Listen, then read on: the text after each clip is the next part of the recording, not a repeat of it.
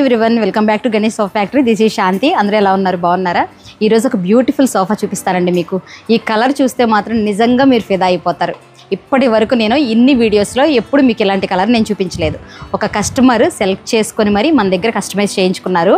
ఆ సోఫా ఏంటో నేను చెప్పడం కన్నా మీకు చూపిస్తాను, చూసేయండి ఒకసారి.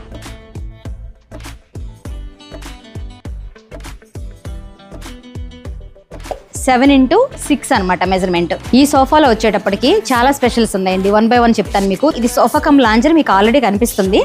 దీని తర్వాత ఏంటంటే సోఫా కమ్ బెడ్ వచ్చిందనమాట. ఒకసారి బెడ్ ఓపించి